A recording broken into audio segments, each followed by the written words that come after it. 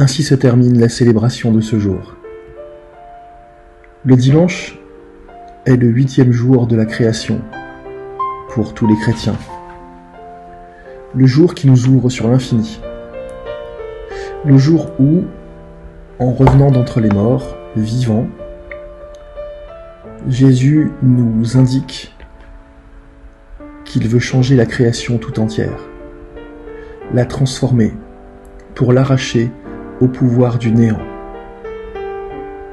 Et cette transformation progressive de la création, elle ne se fera pas sans nous.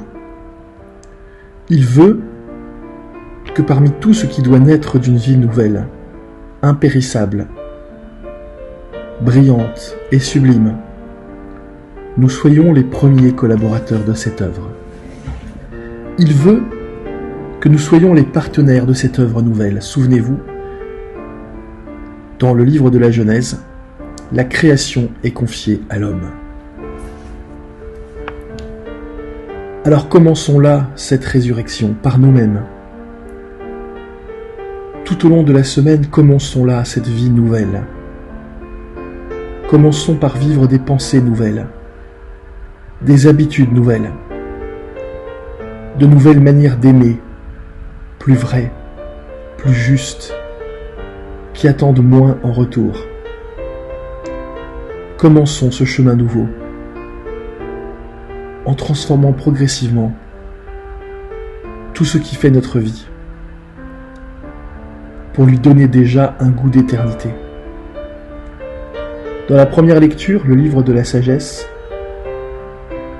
présente la prévoyance de Dieu comme éternelle et prévenante. Elle imbibe toute chose et se laisse trouver par ceux qui désirent l'inspiration.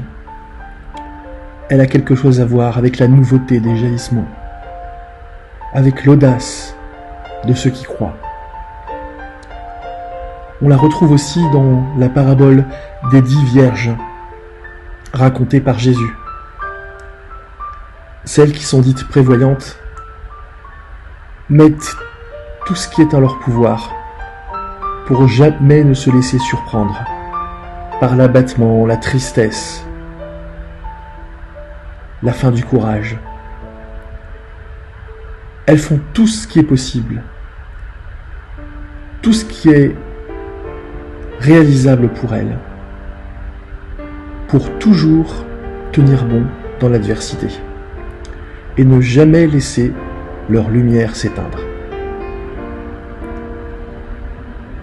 Tout au long de la semaine, nous pouvons nous aussi être attentifs à tout ce qui va nous traverser d'instant en instant. Par moments, nous serons pleins d'énergie et de courage. À d'autres, nous serons comme abattus, tristes et amers. Dans ces moments-là, nous pouvons peut-être repenser aux lectures que nous avons entendues. Repenser à cette sagesse de Dieu qui imprègne toute chose. Nous arrêter quelques instants. Et dans le silence de nos cœurs, demander à celui qui est la source de toute chose d'envoyer sur nous un rayon de sa lumière, le souffle de sa sagesse, pour renouveler en nous le désir de vivre, de faire de notre mieux, de ne pas baisser les bras. Puisqu'il est la source de l'inspiration et la source du courage,